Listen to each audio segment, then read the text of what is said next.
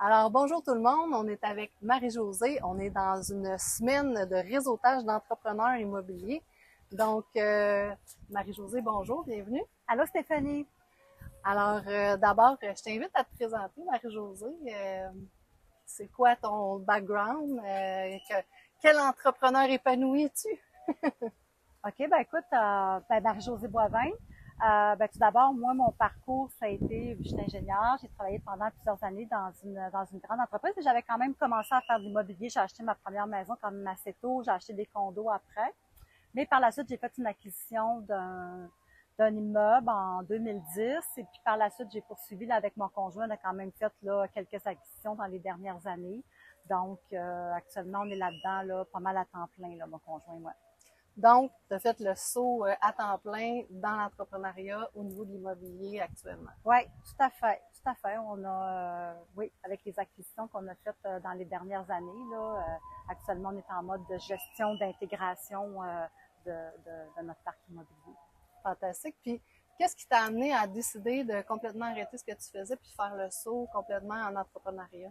En fait, c'est un peu un processus naturel dans mon cas. J'ai quand même fait plusieurs années dans la grande entreprise. J'ai beaucoup aimé ça, mais c'est une évolution naturelle. Là. L'immobilier, c'est une passion qui était là quand même depuis plusieurs années. Puis je te dirais que ça s'est fait comme naturellement. Puis c'est sûr qu'aujourd'hui, je suis super contente là, de pouvoir. Mais moi, j'aimais beaucoup mon emploi avant quand même. Là, c'était pas parce que j'aimais pas ça, mais il y a une évolution naturelle qui s'est faite. Puis aujourd'hui, je suis vraiment all-in dans l'immobilier, ma passion. Puis je suis bien heureuse de ça.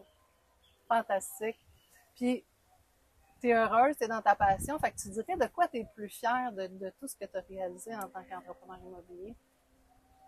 C'est pas une question facile à répondre, mais je vais y aller pour l'immobilier strictement. Vraiment, je dirais que c'est ma première acquisition, qui est un immeuble à Montréal que j'ai acheté, l'immeuble que j'ai acheté en 2010. À cette époque-là, disons que les gens que j'avais autour de moi, j'avais aucun encouragement. Même j'avais du découragement. Le conjoint que j'avais à l'époque, c'était quelqu'un qui croyait pas dans l'immobilier. Je pense qu'il avait peur pour moi. Je pense que lui, ça l'effrayait. Il me disait même, mon Dieu, tu sais, tu vas faire faillite. Donc, ce qui fait Oh. pas de sens, ce qui fait aucun sens quand on connaît un temps soit peu l'immobilier. Mais moi, j'avais fait le cours avec le club des investisseurs. Je me sentais vraiment prête. Là, c'est quelque chose que je voulais faire. J'avais vraiment un profond désir d'investir dans l'immobilier à plus grande échelle qu'une maison que j'avais eue puis des condos.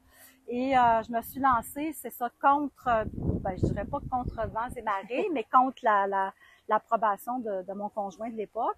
C'est plus mon conjoint aujourd'hui. Et c'est une fierté parce que j'y croyais, je voulais le faire, c'est un désir profond, puis je l'ai fait, puis c'est ça, c'est une super belle, c'est un beau projet, j'ai fait une belle acquisition, puis je suis fière de l'avoir fait, de ne pas m'être laissée décourager par mon entourage immédiat.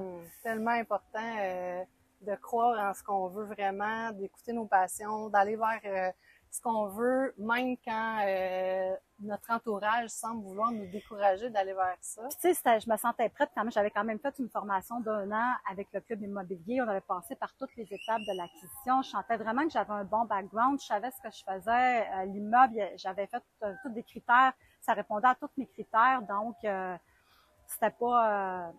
je voyais pas de risque. Là. Il y avait pas de risque. Fait que la confiance là, qui était là, puis que tu as mis de l'avant, puis tu t'es écouté aussi, tu as Ouais, choisi de t'écouter pour pouvoir passer à l'action. ouais. Bravo. Super. Puis, tu sais, tu parles que tu as fait des formations avec le club immobilier, donc ça te montre tous les rouages, comment faire pour faire des acquisitions, toutes les possibilités. Mais est-ce que tu as aussi travaillé sur toi pendant cette période-là pour maintenir cette croyance-là, pour te développer au-delà des connaissances? Oui, en fait, je dirais que oui, la croissance personnelle, c'est quelque chose dans laquelle je crois. J'avais commencé à en faire déjà avant de faire ma première acquisition. Dans le club, à l'époque, on parlait beaucoup de mindset, mais je dirais qu'à cette époque-là, je suis pas sûre que je comprenais vraiment tout ce que ça voulait dire, le mindset. C'était pas si concret que ça. Je l'entendais beaucoup en immobilier, le mindset, tout ça, mais je comprenais pas tant que ça ce que ça voulait dire. Puis aujourd'hui, tu dirais que tu en es où par rapport à ça? Je dirais que j'ai vraiment aujourd'hui pour moi le mindset premièrement c'est beaucoup plus concret, beaucoup plus tangible et c'est essentiel, c'est super important. Le mindset, c'est comment qu'on se sent, comment qu'on pense. Pour un entrepreneur, le mindset, c'est vraiment pour aller de l'avant, pour foncer, puis pour être bien dans ce qu'on fait aussi, là, parce que y a aussi, c'est pas juste de le faire, il faut le faire aussi, il y a la notion de plaisir là-dedans. Moi, je pense que le mindset, c'est essentiel. Passer à travers aussi une transaction immobilière, ça va pas toujours exactement comme on veut. Si c'était facile, tout le monde le ferait. Donc, je pense avoir un mindset solide, c'est vraiment important. Fantastique. Puis Marie-Josée, tu as développé ton mindset, puis maintenant, tu as vraiment une compréhension de ça. Et à ma dernière cohorte, tu as décidé d'embarquer dans le programme Osez être entrepreneur épanoui avec moi. Dis-moi, qu'est-ce qui t'a décidé à faire le pas, puis à embarquer dans mon programme? Je dirais que moi, je suis une personne très drivée, je suis une personne passionnée, personne qui a toujours été comme pas peur de mettre les efforts, tout ça, mais qui travaillait beaucoup, qui mettait beaucoup d'heures. Donc, je suis quelqu'un qui avait tendance à être dans le faire. Donc, être dans le faire, les to-do list, puis ça finit pas. Puis, ce qui m'a amené à vouloir aller de l'avant plus avec une formation, en fait, le programme qu'on a fait ensemble, c'est que c'est la notion de stress. C'est le stress, être dans le faire, puis à un moment donné, du plaisir, il n'y en a pas tant que ça parce que tu es toujours, tu commences à travailler très tôt le matin, puis tu travailles jusqu'à tard le soir, puis je sentais qu'il y avait comme, tu sais, le stress amène des émotions, puis à un moment donné, nos émotions, si on n'est pas capable de les accueillir, de les voir venir, puis de les gérer, ben si on n'est pas capable de gérer nos émotions, ben c'est nos émotions qui nous gèrent. Donc moi, j'ai vraiment senti, bien que j'avais déjà fait de la croissance personnelle avant, j'ai vraiment senti un besoin d'aller plus comprendre le stress. C'est quoi ce stress-là? Ça vient d'où? Puis moi, le stress avait tendance à m'amener dans la colère. Fait que là, j'ai voulu aller voir, tu sais, j'ai entendu parler des croissances limitantes, tout ça, puis je voulais comme aller un petit peu plus loin là-dedans, puis on avait commencé ensemble les séances de coaching, puis ça avait commencé à m'aider, on avait déjà amorcé une démarche, puis là, vraiment, avec le programme qu'on a fait cet automne, le programme OSEID, qui est comme, je pense, quasiment 3 mois, là, ça m'a vraiment amené à un autre niveau, puis ça a été très bénéfique, là. Donc, ça a pu répondre un peu à tes besoins, à tes attentes par rapport au stress, par rapport aux émotions, à aller voir tes croyances limitantes. Puis, tu dirais que c'est quoi que ça t'a permis, parce que tu dis que tu as eu des résultats bénéfiques, mais ça t'a permis quoi en finalité? Moi, si j'exprimais le principal bénéfice de cette démarche-là, ce que je constate à tous les jours, c'est vraiment au niveau du calme. C'est que je suis plus calme. Donc, je suis plus capable, on dirait, de m'observer, de me voir agir, puis d'être capable comme d'intercepter, bon, tu sais, l'émotion, il faut l'accueillir, mais d'intercepter puis de dire, puis de pas tomber dans la spirale du stress, puis de se laisser emporter par ça. Donc, mon plus grand bénéfice, c'est au niveau de cette capacité-là de me calmer. De me calmer, ouais. Puis, tu dirais, si tu n'avais pas fait le programme, puis tu avais continué comme tu étais déjà, est-ce que tu penses que tu en serais à la même place? Non, parce que j'étais dans la spirale du stress, puis je savais pas trop comment l'adresser, puis j'étais dans la spirale du faire aussi. Donc, dans le programme, le programme sont faits, on a comme on se voit chaque semaine, mais on a aussi comme beaucoup de matériel, des exercices à faire, là. Si je peux souligner, c'est vraiment un excellent contenu. C'est un contenu qui est détaillé. Puis on a des exercices d'introspection. Donc on est guidé en fait. Donc tu nous guides. On a des séances individuelles aussi. Mais à travers ces exercices-là d'introspection, c'est là qu'on est capable de venir. Puis bon, les séances de coaching sont super importantes aussi. C'est là que la PNL intervient en ligne de compte, d'être capable de venir identifier des choses, parce que on a tous le désir d'être mieux, on a tous le désir de s'améliorer, on a tous le désir d'avoir du bien-être, mais des fois, on ne sait pas c'est quoi qui accroche. Donc, avec la PNL, puis moi j'appelle ça la magie de la PNL, c'est que on est capable de venir aller adresser des choses dans l'inconscient. Puis il y a comme, ça va au-delà du rationnel, tu sais, parce que bon, rationnellement, on le sait tous qu'il faut pas trop travailler, qu'il faut avoir du plaisir. Mais une fois qu'on a dit ça, comment qu'on le fait? Puis là, c'est là que je trouve que la PNL prend tout son sens à travers des exercices où tu nous guides.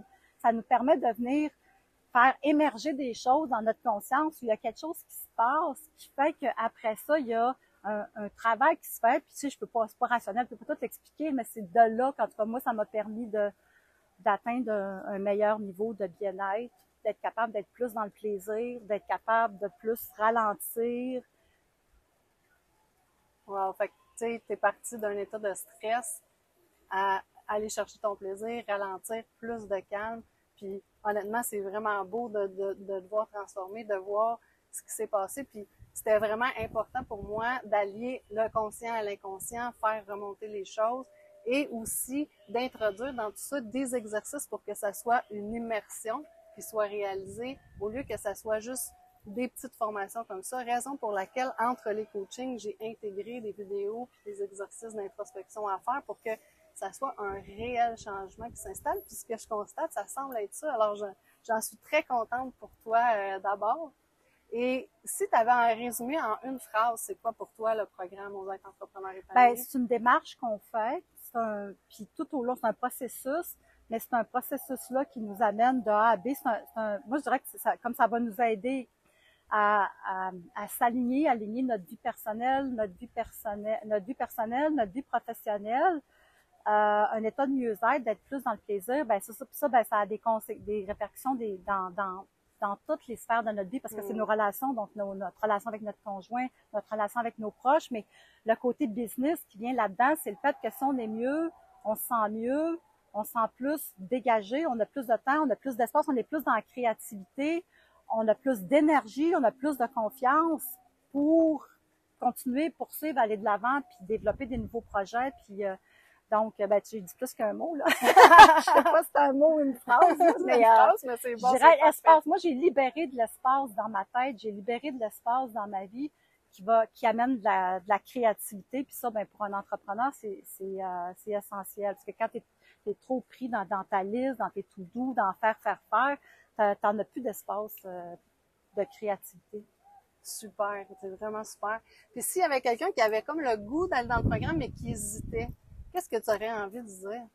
Ben, moi, je dirais sans aucune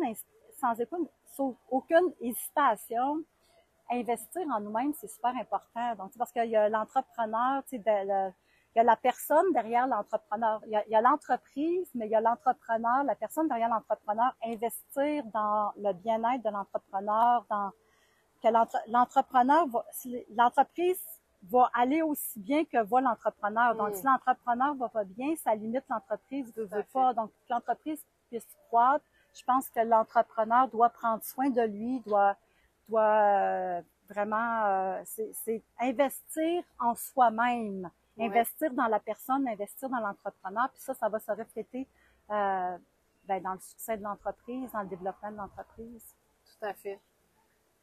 C'est vraiment là-dessus que j'ai misé avec le programme, tu sais, c'est-à-dire travailler l'humain derrière l'entrepreneur pour que ça impacte l'épanouissement de l'humain, mais que ça a un impact aussi sur le succès de l'entreprise elle-même. Pour terminer, Marie-Josée, est-ce que tu aurais un mot de la fin que tu aurais envie de partager? Ben moi, je veux te remercier, Stéphanie. Je veux vraiment te remercier parce que vraiment, ça a été une super belle expérience. Ce qu'on a vécu en coaching individuel à travers le programme, puis j'ai l'intention de continuer aussi, de poursuivre avec le coaching parce qu'il faut quand même continuer d'alimenter tout ça, là. Faut pas dire j'ai fait un investissement puis après ça va marcher tout ça, puis c'est un processus continu. Donc, merci beaucoup. Puis je veux juste dire aux gens qui s'interrogent, qui se demandent est-ce que je devrais faire un programme de ce type-là, ben moi je le recommande à 100%. C'est pas une dépense, c'est un investissement, puis on va le chercher en bien-être, puis pour le bien-être de l'entreprise, aussi le bien-être de l'entrepreneur, de la personne, dans sa vie personnelle, mais aussi l'entreprise. C'est un excellent investissement. Merci beaucoup, Marie-Josée. Merci. J'ai été honorée de t'accompagner et je suis honorée de continuer à t'accompagner autant que tu auras le besoin de le faire. Et merci beaucoup pour l'entrevue. Alors, on se retrouve pour une prochaine entrevue. Bye bye!